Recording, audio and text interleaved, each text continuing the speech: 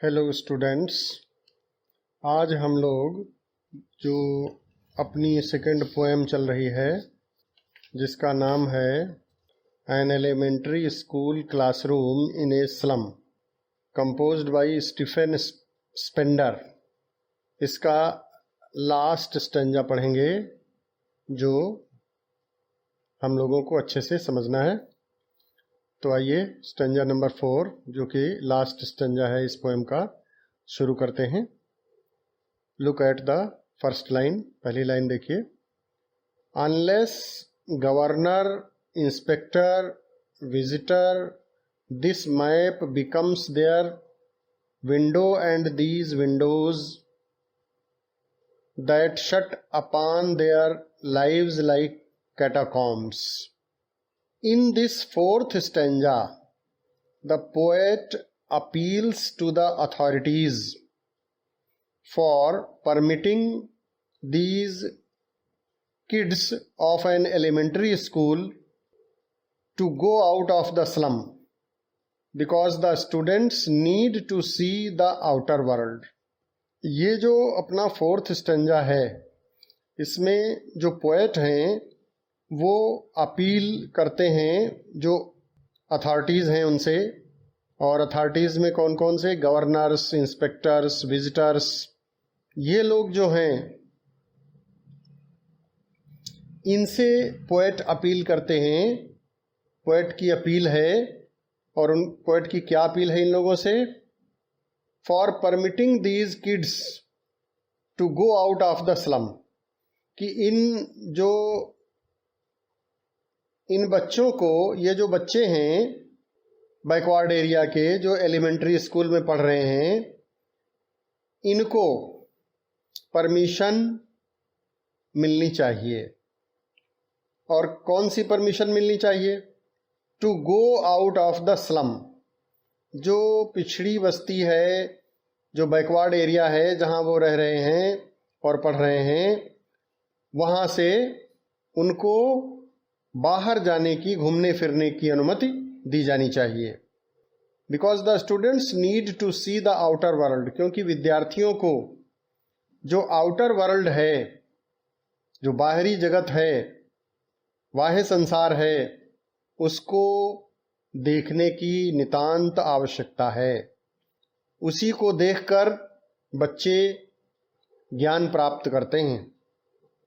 If they do so, अगर ये authorities माने गवर्नर्स, इंस्पेक्टर्स, विजिटर्स, ये लोग अगर ऐसा करेंगे तो क्या होगा? The map of the world and other posters on the walls of the classroom will certainly become a reality for them. तो अगर ये जो अथॉरिटीज़ हैं ये अगर ऐसा करेंगी तो जो वर्ल्ड मैप और जो पोस्टर्स दीवालों पर टंगे हुए हैं उनका क्या होगा? Will certainly become a reality for them, उनके लिए निश्चित रूप से एक रियलिटी बन जाएंगे। भाई मैप, वर्ल्ड मैप टंगा हुआ है, शेक्सपियर का पोर्ट्रेट टंगा हुआ है, तो उनको अभी तो पोर्ट्रेट के रूप में देखते हैं, लेकिन जब वो और बाह्य संसार में जाएंगे, अदर कंट्रीज को घूमने फिरने वहाँ, तो उन चीज़ों का वो वास्तविक रूप से ज्ञान प्राप्त करेंगे। तो इस तरीके से ये अपील पोएट करते हैं अथॉरिटीज़ से। अब इसमें थर्ड लाइन में देखिए ज़रा बच्चों कि आया है, एक वर्ड आया है कैटाकॉम्स। कैटाकॉम्स क्या होते हैं? कैटाकॉम्स का मतलब क्या होता है? Catacombs are long underground galleries with excavations in their sides for tombs. कब्रिस्तान में जो जिनके दाएं बाएं टूम्स बने होते हैं, ग्रेव्स बनी होती हैं, कब्रें बनी होती हैं, तो वो जो गैलरी होती हैं उनको हम कहते हैं कैटाकॉम्स।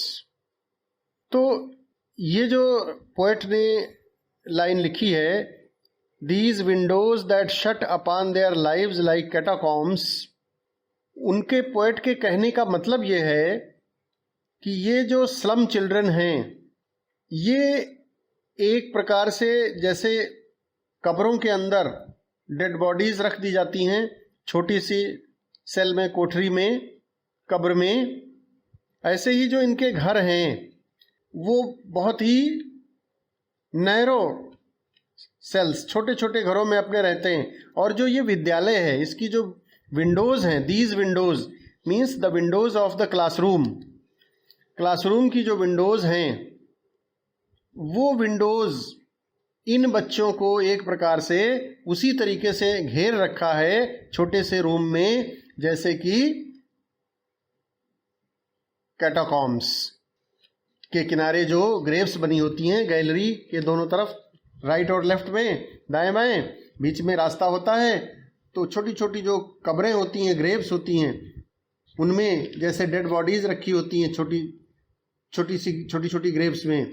तो ऐसे ही ये एक प्रकार से ये जो विंडोज़ हैं, ये जो विद्यालय, जो क्लासरूम है, इसकी जो विंडोज़ हैं, वो क्लासरूम उनका एक प्रकार से क्या है, कैटाकॉम है।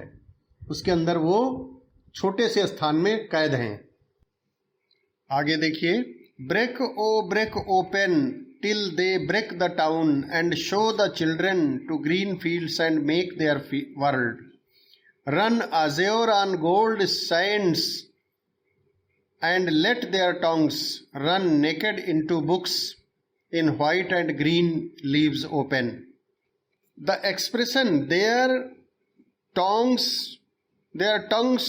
run naked into books का मतलब है कि ये जो स्लम एरिया के बच्चे हैं, ये जो बैकवर्ड एरिया के बच्चे हैं, इनको पढ़ने लिखने का, किताबें पढ़ने लिखने का, किताबों को पढ़ने का और उन्हें लिखने का उचित अवसर मिलना चाहिए।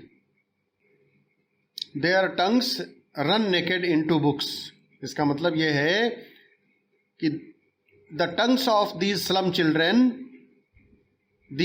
children should be given opportunities to read and write. इन बच्चों को पढ़ने लिखने का अवसर प्रदान किया जाना चाहिए। Only those who are educated and widely traveled do heroic deeds. क्योंकि जो लोग शिक्षित होते हैं और वाइडली ट्रेवल्ड होते हैं, माने अन्य देशों में भ्रमण किए होते हैं, विजिट किए होते हैं, वहाँ का ज्ञान प्राप्त किए होते हैं, वे ही हीरोइक डीड्स या साहसिक कार्य कर पाते हैं। There is a need to break the restrictions which are put on them due to poverty. गरीबी के कारण जो उन पर रिस्ट्रिक्शंस लगाए गए हैं, उनको तोड़ने की ज़रूरत है, उनको ख़त्म करने की ज़रूरत है। इसीलिए पोएट ने लिखा है, break open till they break the town. तो वो जो रिस्ट्रिक्शंस हैं इन बच्चों पर, उनको ख़त्म किया जाना चाहिए। The poet wants the governor and public to help these poor kids. कवि जो है वो अथॉरिटीज़ से और पब्लिक से यही चाहता है कि ये जो गरीब किड्स हैं, इनका जो स्वप्न है, इनके जो सपने हैं, उनको साकार किया जाना चाहिए। उनको प्राप्त करने में उनकी मदद की जानी चाहिए। To help these poor kids in achieving their dreams because this will take them away from fog to azure sky. अगर ऐसा किया जाएगा तो फिर क्या होगा? This will take them away from fog to azure sky. ये जो अंधकार से युक्त उनका भविष्य है, वह उनका भविष्य उज्जवल हो जाएगा। अज़्योर स्काई मतलब blue sky. The poet wants these kids to experience the science and the beauty of nature. कवि चाहता है कि ये जो छोटे छोटे बच्चे हैं विद्यालय के, ये भी नेचर की सुंदरता का सही एंजॉयमेंट ले सकें, पूरा एंजॉयमेंट ले सकें।